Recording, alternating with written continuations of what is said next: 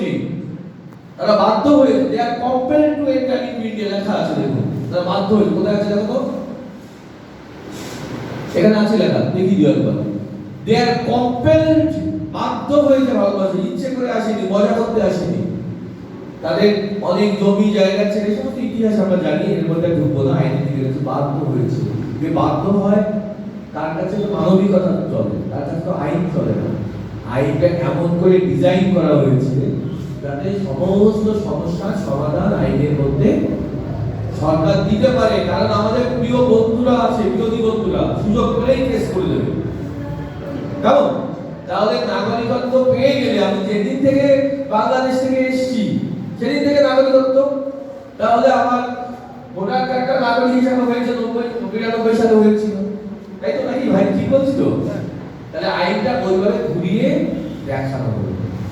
এবার প্রশ্ন আসতে পারে, আরে একটা প্রবলেম তো হবে, আমি একটা অ্যাপ্লিকেশন করলাম, আমি তো বাংলাদেশি বললাম, বাংলাদেশ থেকে 1990 সালে এসেছি, এটা আমি একটা উদাহরণ হিসাবে বললাম।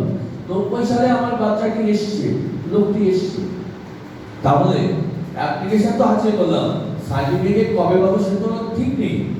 1 মাস পরে পেতে পারি, আবার 6 মাস পরেও পেতে পারি। তাহলে এই 6 মাস আমার কি হবে?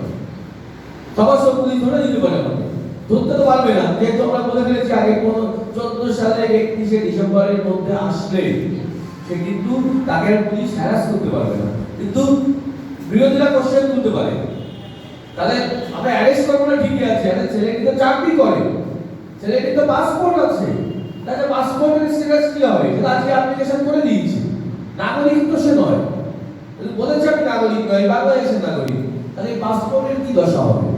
যেদিন অ্যাপ্লিকেশন করলো সেদিনের পরের দিন থেকে কি আইনি কোশ্চেন আসে কিনা? সার্টিফিকেট পেয়ে গেলে তো তখন পেয়ে গেছি, ঝামেলা মিলে গেল, নাগরিকত্ব আমার আসার দিন ঠিক আছে, কিন্তু যতদিন পেলাম না, এই 6 মাস সরকার এই 6 মাসের কথাও ভেবেছে, বা 3 মাসের কথাও ভেবেছে, যতদিন পেলাম না। ভেবেছে তো নাকি? আমি মুখে বললে তো হবে না, আমাকে আইনে দেখাতে হবে কি ভেবেছে। তুই চলে যাও,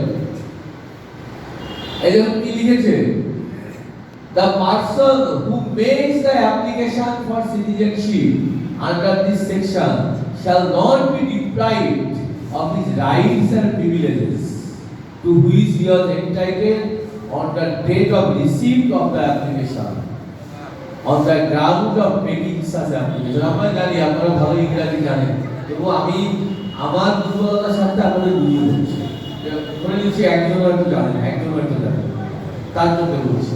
বলছে যে লোক অ্যাপ্লিকেশন করলেন, যেদিন অ্যাপ্লিকেশন করলেন সেই দিন পর্যন্ত তার যা যা অধিকার, যেদিন এন্ট্রি করেছে সেই দিন থেকে অ্যাপ্লিকেশন করার দিন পর্যন্ত সে যা যা অধিকার অর্জন করেছে, যা যা সুযোগ পেয়েছে, এই আমরা যা যা আছে না সব অধিকার এবং সুযোগের মধ্যে যেগুলো ডেফিনেশনের মধ্যে পড়ে, এই অধিকার এবং সুযোগ কোনো কিছু থেকে তাকে কি করা যাবে না, বঞ্চিত করা যাবে না। কোথায় লিখেছে?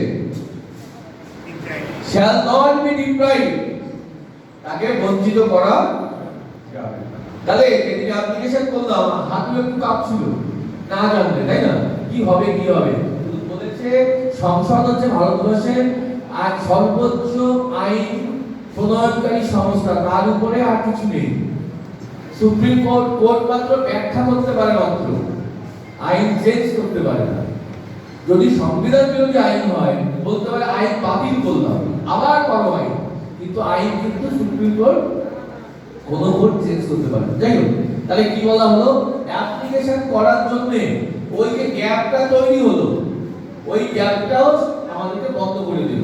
ভাই তোমার পাসপোর্ট, ভোটার কার্ড, আধার কার্ড, চাকরি বাকরি ইত্যাদি ইত্যাদি যা যা আমাদের জোগাড় হয়েছে, এগুলোর উপরে কোনো ধরনের কোনো হাত পড়বে না, আইনগতভাবে কোনো সুযোগ সুবিধা থেকে ডিপ্রাইভ করা যাবে না। তাহলে আমাদের যে বন্ধুরা, বন্ধু কেন বলি, শত্রু কিন্তু আসলেই বন্ধু, খেয়াল করে দেখবে, শত্রু না থাকলে উন্নতি হয় না। হ্যাঁ, আত্ম ডেভেলপমেন্ট, আমাদের শত্রু না থাকলে আজকে আমাদের এখানে আসতে হতো না, সবাই অ্যাপ্লিকেশন করে দিত।